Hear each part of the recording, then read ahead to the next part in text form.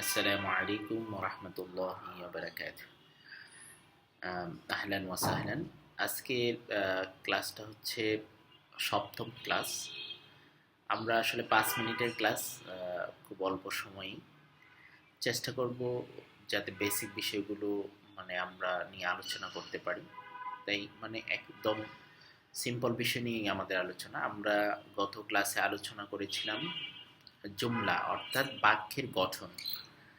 বাক্য দুইভাবে গঠন হয় আমরা জানি, একটা জুমলাতুল ইসমিয়া, যেটা ইসিম দিয়ে গঠন হয়, এটা আমরা পড়েছি। এরপরে জুমলাতুল ফেলিয়া, যেটা ফেল দিয়ে শুরু হয়, অর্থাৎ ভার্ব দিয়ে শুরু হয়।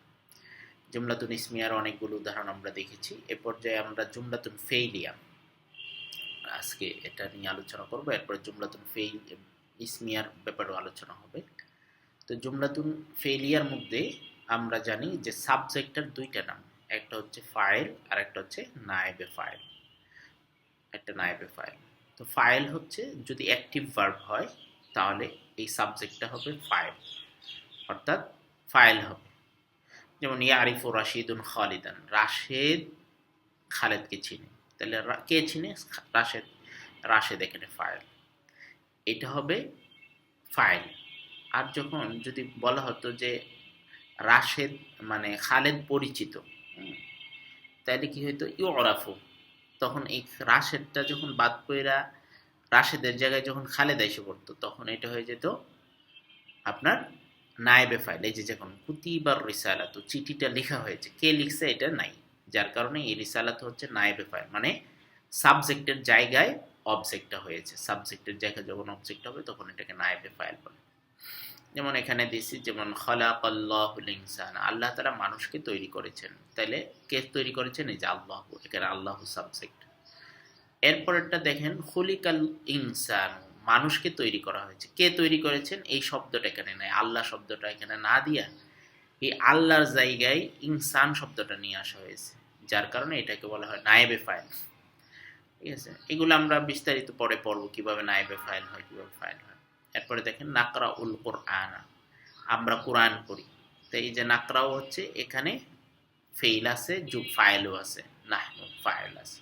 আল কোরআনা হচ্ছে মাফউল, অবজেক্ট। হ্যাঁ, এরপরে হচ্ছে হাফিজাত তিলমিজু, ছাত্রটি মুখস্থ করেছে। হাফিজা মানে ভার্ব, আর তিলমিজু হচ্ছে, তিলমিজু হলো ছাত্র, হলো সাবজেক্ট, অর্থাৎ ফাইল। এই যে ফাইল। এরপরে হচ্ছে দেখেন ইয়াল আবু, খেলা খেলা করে জাইদুন, জায়েদ খেলে। তাহলে জায়েদ হচ্ছে এখানে ফাইল, আর এটা হচ্ছে ফেল। ফেল ফাইল মিলে জুমলায় ফেলিয়া। এই জুমলায় ফেলিয়ার ব্যাপারে আমরা বিস্তারিত পরে পড়ব।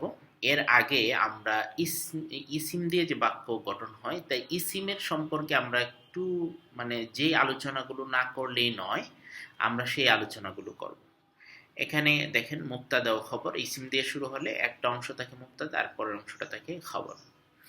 এটার অনেকগুলো এখানে উদাহরণ দিয়েছি, উদাহরণগুলো আজকে আর আমি আলোচনা করব না।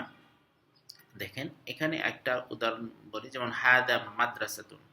যেমন হাদা মাদ্রাসাতুন, হাদা হলো সাবজেক্ট, মাদ্রাসাতুন হলো মানে এই কি বলে, কমপ্লিমেন্ট, অর্থাৎ প্রিডিকেট। ঠিক আছে, যেমন ইহা একটি মাদ্রাসা। তাইলে ইহা হলো সাবজেক্ট, ইহা হলো কি? সাবজেক্ট। আর মাদ্রাসাতুন হলো আপনার বাকি অংশ, প্রিডিকেট। তো এনে বলছে দেন সাধারণত বাক্যের শুরুতে মুক্তাদা হয়। তাহলে এই যে হাজা শব্দটা দেখেন বাক্যের শুরুতে, মাজিদুন শব্দটা এই যে মাজিদুন শব্দটা বাক্যের শুরুতে, রাশিদুন শব্দটা বাক্যের শুরুতে। বলছে মুক্তাদা সাধারণত বাক্যের শুরুতে হয়, আর খবরটি মুক্তাদার পরে বসে। এই যে খবরটা, পরের যে অংশটা, এই খবরটা মুক্তাদার পরে বসে। এরপরে বলছে যে আর মুক্তাদা খবর উভয়ই রফা হয়। কি হয়? রফা। রফার একটা নিয়ম হচ্ছে পেশ বিশিষ্ট। এই যে পেশ, মুক্তাদাটাও পেশ হবে, যেমন মাজিদুন তলিবুন, তবিবুন, ডাক্তার, দুটোটাতেই পেশ। হ্যাঁ, তো রফার কয়েকটা আলামত আছে। পেশ হয়, কখনো জবর হয়, কখনো ওয়াও হয়, এগুলো আমরা বিস্তারিত পড়ব। তো এখানে আমরা আরেকটা বিষয় হচ্ছে নির্দিষ্ট হবে। এই যে দেখেন জাইদুন তলিবুন, জায়েদ একজন নতুন ছাত্র। তাহলে জাইদুন শব্দটি নির্দিষ্ট, সুতরাং নির্দিষ্ট হবে, মুবতাদাটি নির্দিষ্ট হবে। আসসালামু আলাইকুম।